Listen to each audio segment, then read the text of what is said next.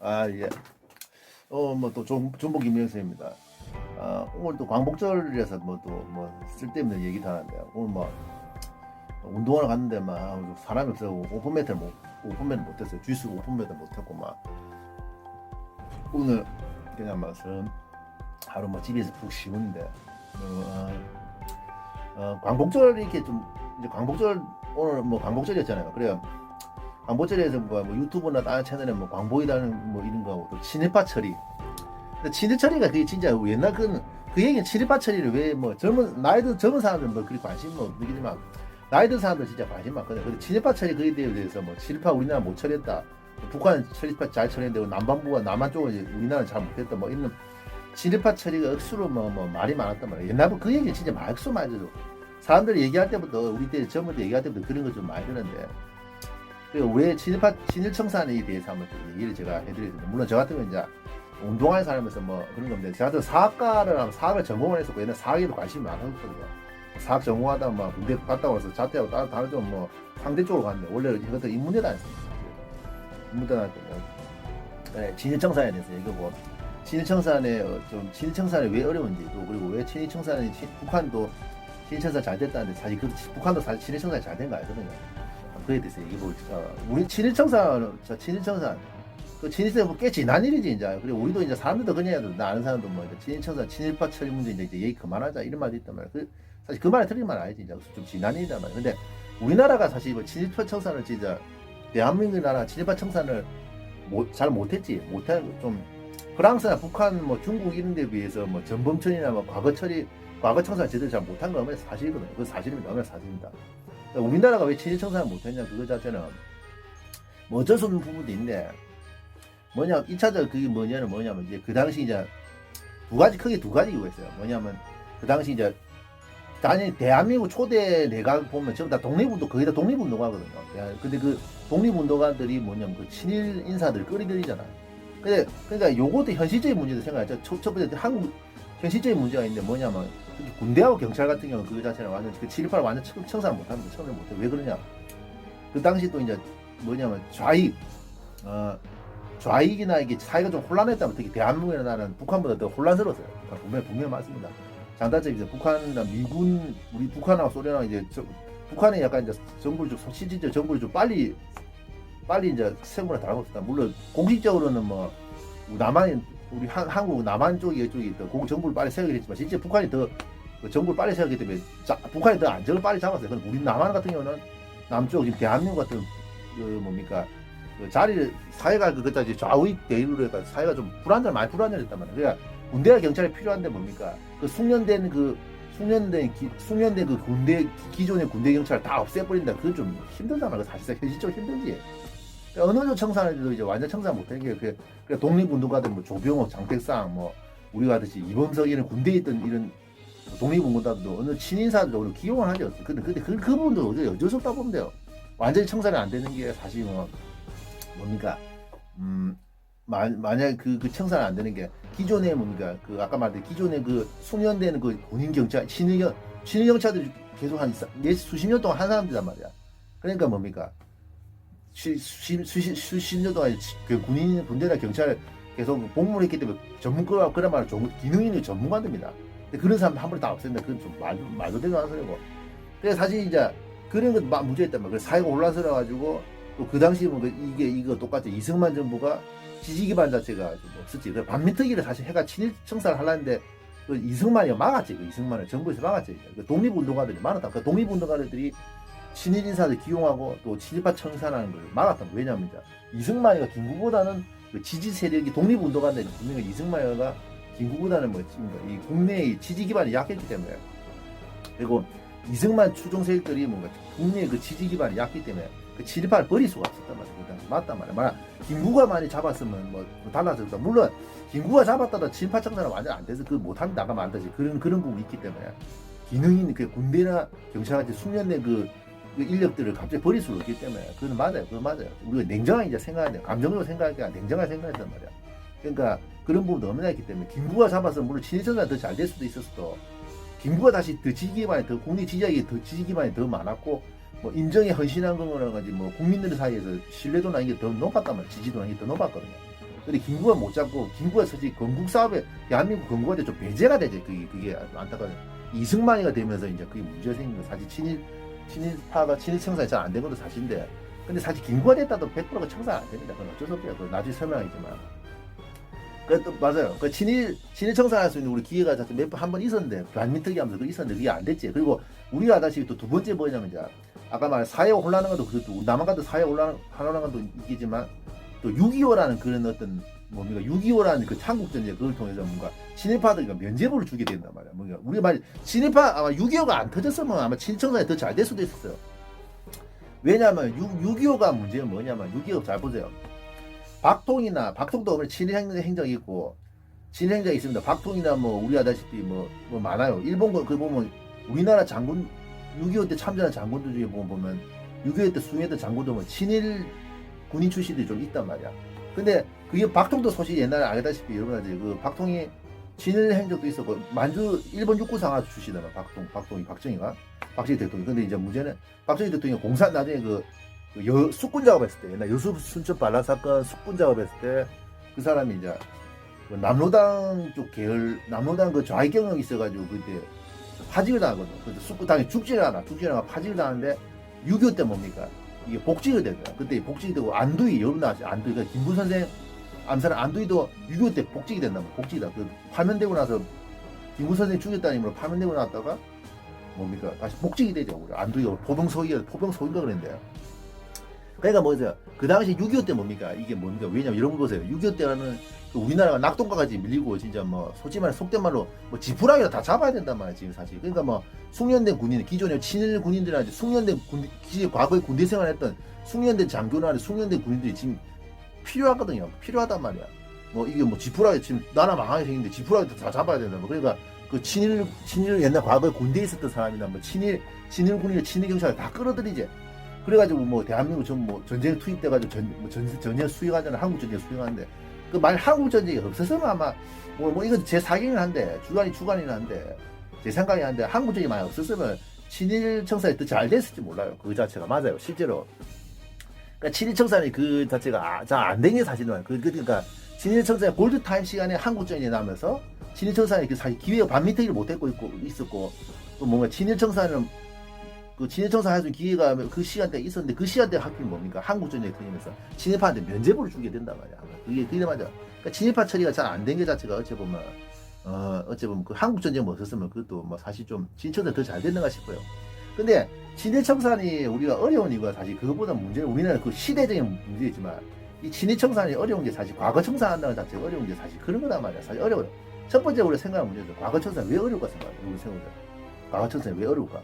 첫 번째는 뭐냐, 친일이라 했다 친일 행적에 대해서 이게 개념 자체가 좀 모호하단 말이야. 물론 우리가 뭐 친일 인명사전에가 나왔는데 그 친일파에 대한 개념 나오잖아요. 근데 그 친일파 개념 자체가 그것도 좀 우리가 좀 모호하지. 좀 그것도 좀 확실히 어떤 개념 자체가 모호하죠. 그러니까 여러분도 아시겠지 뭐 친일 경찰에다 친일 군인했다 이런 사람들이라든지 아니면 문학가 음악가 중에는 뭐 그 친일하는 행적 자체가 그대로 나오거든요. 확실하게 나오잖아. 이 사람은 음악이나 문학권 사람은 뭐 친일 노래를 만든다든지 아니면 뭐 문학 한 사람 친일파 같은 거 하는 게 뭐냐면 글을 썼기 때문에 이게 확실히 증거가 된단 말이야. 또 친일 경력이 있다, 친일 경찰 경력이 있다, 친일 군인 경력이 있다.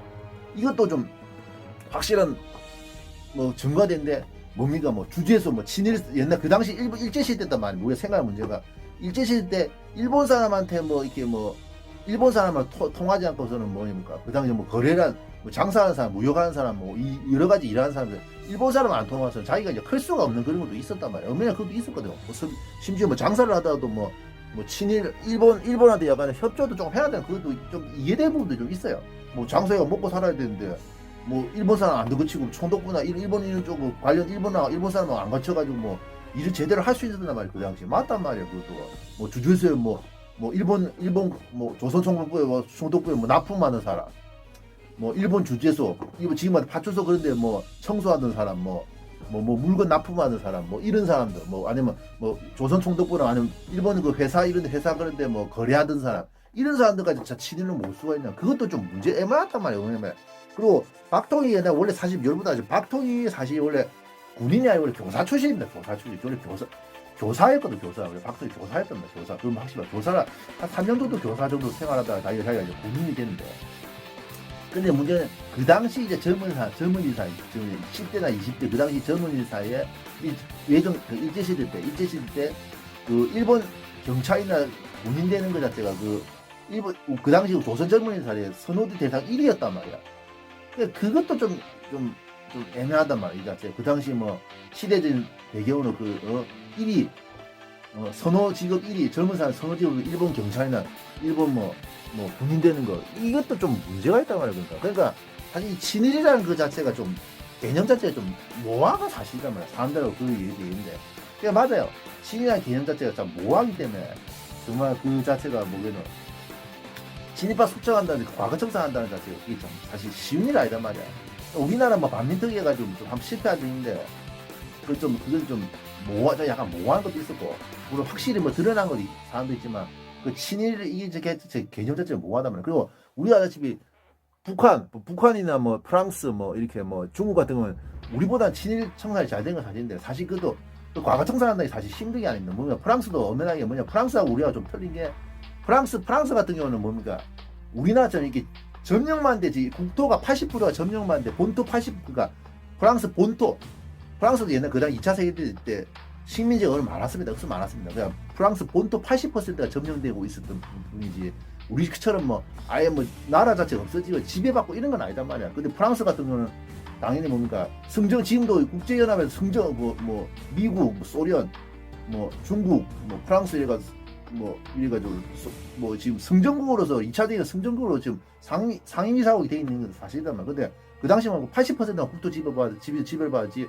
당당히 프랑스와 군대를 이끌고 뭡니까 식민지에서 뭡니까 군인들이 다 징집해가지고 독일하고 싸우고 있었단 말이야. 독일하고 얼마나 싸워가지고 승전국이란 말이야. 얼마나 싸우고 그러니까 그거는 뭡니까 우리같이 이게 본토가 80%가 뭐 점령을 다 안 한 것 뿐이지 우리처럼 뭐 오랫동안 지배받고 이런 건 아니단 말이야. 그렇기 때문에 뭡니까 그 당시 같은 경우는 뭡니까 또 지배를 받았기 때문에 뭐 기존에 뭐 이렇게 남은 군인이나 경찰들 다 있었단 말이야. 있었고 그러니까 청사를 잘 할 수가 있어요. 근데 청사도 완전히 청사된 게 아니에요. 그 보면 나치 협력한 사람들 중에 살아난 사람도 있어요. 그러니까 뭡니까 그 뒤에 프랑스에서 이제 프랑스 그 나치 협력한 사람들이 이제 프랑스 사는 사람도 있습니다. 그러니까 뭐 도망가서 산 게 아니고 그 프랑스 정부가 이제 살려준 사람들이 있단 말이야. 그거 되게 처벌 안 하고.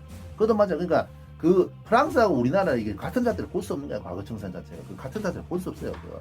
그러니까 뭔가 뭐 협력했던 사람 나치 그 프랑스 입장 우리나라 같은 친일 일본 협력했던 사람하고 프랑스 같은 경우는 뭔가 독일이 협력했던 사람들 이런 사람들을 우리가 같은 선상에서 좀 이렇게 그 문제를 처리하기 위해서 동일선상에서 이게 볼 수 없는 거죠. 그 프랑스. 그 프랑스도 분명한 건 프랑스가 좀 우리보다 처리가 잘 된 거지만 사실 뭐 우리가 같은 선상에 볼 거 없고 또 프랑스도 마찬가지 그 나치 전범자들을 어느 정도 살려주는 경우도 있습니다. 그러니까 완전히 그 청산하기 전 어렵다고 과거 청산 자체가. 그리고 북한 같은 경우도 여러분 많았는데 북한 요새 뭐 다른 유튜브나 역TV 이런 데서 나오는데 그것도 사실 그것도 알고 있었거든. 그것도 북한도 마찬가지입니다. 그 김일성 동생이 사실 김일성 동생이 옛날 헌병보전을 친일파였고 완전 친일파인데도 불구하고 뭐 북한 정부에 승승장구하잖아. 뭐 김일성 동생이랑 그 특수한 경우도 있지만 북한 정권도 보면 우리보다 이게 좀 친일파 처리가 좀 잘 되는 것도 있지만 문제는 북한에다 엄연하게 뭡니까 이게 아까 말했듯이 군대나 경찰 아니면 그런 뭐 숙련된 인력들 공직에 숙련된 인력을 바로 없앨 수 없기 때문에 다시 이제 우리나라 같은 경우에 일제 35년 동안 이제 일제 지배를 받아봐서 뭔가 숙련된 인력이 없단 말이야. 공직이나 뭐 경찰 군대 같은 경우 숙련된 인력이 없으니까 진입발을 바로 철회할 수 없어요. 또 일본 또 북한 같은 경우는 그 뭔가 당에 충성하고 공산당에 충성하면 그 친행적으로 용서하는 이거 친행적으로 용서하는 것도 얼마나 있었단 말이야. 그 친일파가 얼마나 그 정부 내가 있었단 말이야. 그 북한 정부 내가 이번에 있었거든요. 그러니까 우리보다 잘 됐다는 거지. 그것도 친일파 처리가 자체 잘 안 돼 있단 말이야. 잘 안 돼. 그것도 100% 잘 안 됐단 말이야. 그 자체. 그것도 얼마나 그런 문제. 그것도 생각해. 과거 청산한다는 자체야. 그게 쉬운 게 아니단 말이야. 사실 우리도 사실 따지고 보면 이제 전두환 노태우 같은 사형시키고 사실 그 죽였어요. 사실 뭐 따지면 죽였어야 되는 거란 말이야. 근데 우리가 솔직히 왜 그 살려주는 것도 뭡니까? 우리가 생각할 문제에서 사람들 그 당시도 그 당시 뭐 전두환 노태우가 뭐 이게 체포되어 사형 판결 받는 것도 사실 제가 고등학교 때 그런 일이 있었거든요. 기억나거든요. 95년도 정도가. 문민정부에서 이제 김영삼이가 쳤잖아.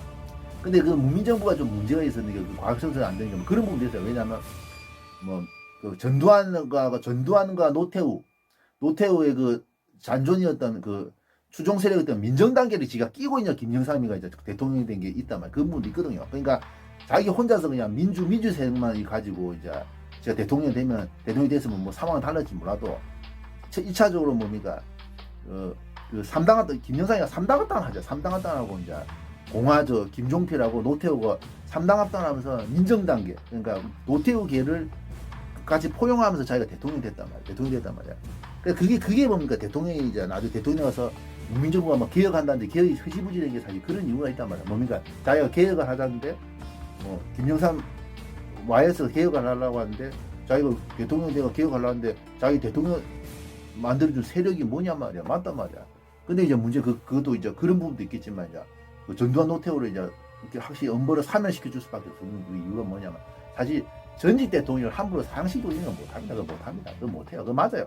여러분 생각하세요. 우리 대한민국이라는 나라가 세계적으로 지금 수출을 많이 하고 이제 10대 그 당시도 마찬가지다. 지금도 많이 그 위상이 높아지죠. 90년대 위상이 높아졌지만 우리가 그 당시 90년대만 해도 개발도상국 쪽 선진국 아이들도 개발도상국의 상위로서 이제 어느 정도 이름을 알리고 올림픽도 한번 했고 이름을 알리고 이제 세계적으로 좀 유명해진 나라인데 그런 나라가 전직 대통령을 사형시켰다.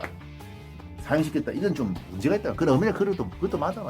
그러니까 사실 그러니까 살만 한다 그 얘기도 어른들한테 얘기 들었습니다. 그 당시 고등학교 때 저 못 지킨다.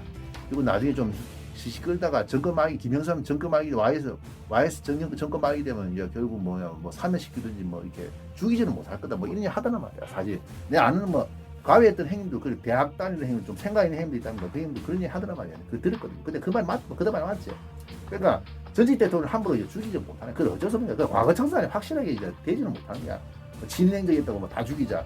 그것도 마찬가지죠. 친일파란 무슨 다 죽이자. 그것도 안 된단 말이야. 사실 그게 안 되고 또 아까 말한 친일파의 그 개념도 모호하단 말이야. 북한 같은 경우도 좀 친일파를 좀 무자비하게 죽인 것도 좀 있긴 있습니다. 근데 그 중에 억울하게 죽은 사람이 많거든요. 북한 같은 경우 맞단 말이야. 그러니까 북한하고 프랑스 같은 경우는 프랑스와 중국 같은 경우는 좀 상한 우리하고 동일선상에서 보기 어렵고 우리 거기는 뭐 우리 같이 이게 지배를 확실히 뭐 국가가 없어져 지배를 받은 것 오랫동안 지배를 받은 것도 아니기 때문에 본토 일부가 뭐 본토의 뭐 80%나 뭐 50%이 정도 점령을 그냥 싸우고 있었던 그런 상황이고 우리나라 북한 같은 경우는 우리가 35년도 지배를 받았잖아요. 근데 거기가 35년 지배를 받았는데 불구하고 지배를 받았기 때문에 좀 프랑스하고 중국 이걸 우리나라하고 과거 청산하는데 동일선상을 본다는 것 자체 사실 그건 좀 안 맞습니다. 그리고 북한 같은 경우도 약간 틀린데 북한도 얼마나 친일 청산이 잘 안 됐다가 이게 명심하십시오. 이거가 우리나라 같은 경우 그걸 왜 자꾸 이제 북한이 친일 청산이 잘 되고 우리나라는 잘 안 됐다 이런 자꾸 이런 이유가 있는 건 뭐냐면 그 좌파들이 좀 그런 얘기 많이 하거든요. 우리나라 정통성을 좀 깎는다. 부탄을 좀 옹호하는 이런 게 있는데 사실 분명한 거 김일성이가 물론 뭐 친일 청산을 좀 잘했다 하더라도 분명한 그 친일 청산 못하기도 잘 우리보다 잘했다는 거지. 100% 친일 청산 못합니다. 아까 김일성 동생이 친일파였단 말이야. 친일파 맞아요. 그게 정부 내각도 친일파도 좀 많았거든요. 그 정부 내각도 맞단 말이야. 그러니까 친일 청산이 잘 된 게 아니다 말이야. 북한도 우리보다 잘 되지 몰라도 친일파 완벽하게 된 게 아니다 말이야. 북한도 맞아요. 그러니까 과거 청산하는 거 아까 말했죠. 처음에 말했죠. 과거 청산하는 것 자체가 그게 진짜 어렵습니다. 어려워요 진짜. 우리 같은 한국전쟁 거치면서 그 친일파에 대한 면죄부를 주고 넘는 사실입니다. 과거 청산. 그러니까 우리가 35년대 지배를 받았고 뭐 군대나 경찰 공직조에 숙련된 그 인력들을 친일했던 그 숙련된 인력들을 뭡니까 과거 일제시대 때 그 복무했던 그 친일 공무원 친일 경찰 친일 군인들 갑자기 한순간에 다 없애버리네. 그 말도대로 안 쓰잖아. 그 독립운동가 된 나중에 그 친일 경찰 좀 끌어들이잖아 그 자체를. 근데 그는 좀 약간 이해되는 부분도 있지. 이게 맞아요. 그러니까 친일파 청산 자체는 그거는 진짜 친일 개념도 모호하고 진짜 좀 생각하기 어려워요. 이게 맞아요. 저도 뭐 사기 쪽에 좀 관심이 많아가지고 뭐 친일 청산에 대해서 좀 우리가 청산 못한 건 사실 좀 어머니 잘못한 겁니다. 우리나라 그 잘못한. 근데 그 친일 청산이 참 어렵단 말이에요. 그게 어렵단 말이에요. 그러니까 우리가 친일 청산 못한 게 뭐 다른 이유가 있지만 골든타임 놓친 거. 그게 핵심이죠. 일단. 한국 전쟁에 그걸 거치면서 친일파 처리랑 골든타임을 사실 놓친 그 자체가 어머니 우리나라 사실 목적이단 말이야. 요것도 알고 이제 그리고 분명히 말하지 마지막 말하는 거는 이제 친일파들이 사실 뭐 떵떵거려 산 것처럼 뭐 생각하는데 실제로 아닙니다. 친일파 거의 태반이 다 도망갔고 우리가 떵떵거려 살다 있긴 있어. 친일파 중에 옛날에 실파 중에 떵떵이로 사는 사람도 있었거든요. 해방되고 나서도. 근데 그건 진짜 일부고 대부분 80%는 다 도망가고 외국으로 도망가거나 뭡니까 조용히 살았습니다. 조용히 살아야지 당연히. 뭘시 떵떵거려서 이게 좀 모조건 일부 진짜 떵떵이로 사서 이기긴데 그건 일부고 진짜 일부고 거의 다 뭐 외국으로 다 도망가거나 아니면 조용히 살았단 말이야. 이거 명심하시기 바랍니다. 이상입니다.